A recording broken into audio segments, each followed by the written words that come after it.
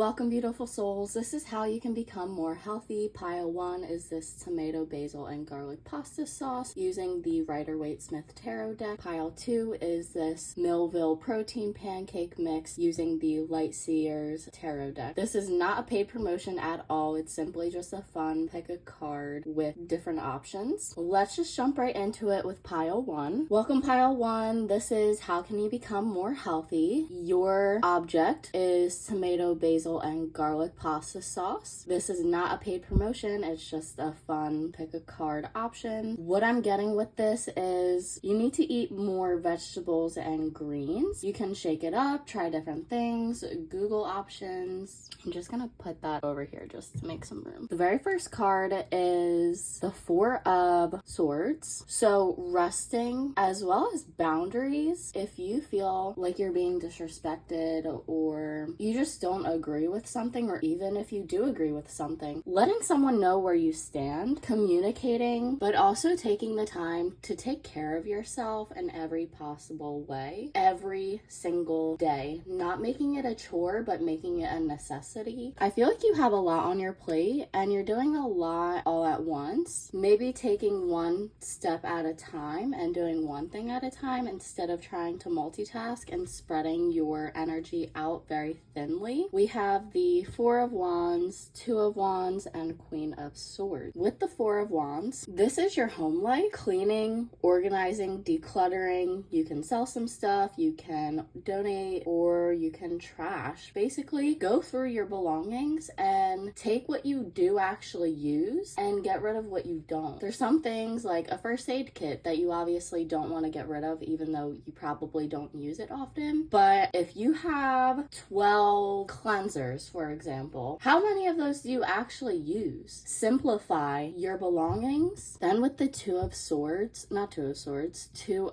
Wands, even though I did say Two of Swords, I feel like you can get more with that as well. Taking the blindfold, seeing reality as it is instead of as you want it to be. There's one thing to manifest your reality, but there's another to ignore and to refuse to acknowledge what you're currently living and how it actually is. Not getting in your head as much and being more present. With the Two of Wands, this is about gratitude and appreciation, but also exploration and travel, getting outside and trying new things, being more adventurous, learn yourself more. You have the entire universe within yourself, but if you don't even know yourself, how do you expect to know anyone else? You can only meet others at the depth that you have met yourself. So get to actually know yourself more. You can take yourself on a solo date and you can journal more. With the Queen of Swords, this is about asserting yourself, knowing your worth, and also getting more clarity when it comes to your thoughts and your ideas. Having more organization in your life will really help you. We have Temperance, Four of Cups, and Nine of Wands. The Temperance is all about balance, but it's also about appreciating the abundance of the universe, just having more gratitude and understanding that the universe has your back. Trust in the universe and co-work with the universe instead of trying to do everything by yourself. I feel like you need to strengthen your spiritual practice to having something every single day. A friend of mine does fire gazing, or you can read, you can meditate, journal, do some yoga. Just do something that will connect you with every other being in the universe every single day. It can be a small 5-minute meditation or even a 1-minute meditation. Quality over quantity. With the Four of Cups, not focusing on the lack, but appreciating the abundance. So this is really all about gratitude, and it's a mental state. Appreciating yourself, your life, and everything that you have overcome. And in the appreciation of your own strength, your worth and your self-worth will grow, and you'll stop seeking validation externally because you'll be validating yourself internally. With the Nine of Wands, this is about protection, boundaries, and being on guard. There's a whole world that you can explore. Honestly, letting go of what is not in your control and in problems that are not yours, asking the universe for help, but then letting it go. You can say, I let this go, this is not my problem, and only focus on what you can control, which is ultimately yourself. You can only control yourself, what you put out, what you think, and how you act. But if you can't even control yourself, then you're gonna have a lot of control issues, and you're gonna try to control other people because you have this lack of self-control. But when you can't control yourself, you can't control your actions and your words, you're living in this impulsive state, and it's a lot of solar plexus issues, which stems from the root of yourself, your purpose, your worth, and your willpower. So healing, diving into the really difficult situations that you have been through that have made you feel less than, inferior, and like you don't deserve love. Understanding that all of that was just a projection of how someone else feels, and it does not actually equal your worth or your value. You deserve love, and it stems from yourself. Also, budget. Keeping up with a budget. The money coming in, the money going out, and adjust as needed, but be more gentle with yourself. That's gonna end pile 1. Definitely stop by pile 2 if you feel called to it. Don't forget to like, comment, and subscribe. Hit the bell notification so you're notified every time I post. I'll see you next time, and have a great day. Welcome pile 2. This is how you can be more healthy. This is not a paid promotion, just a fun pick a card. The associating object was these protein pancakes. Now, it doesn't have to be this product, but the messages are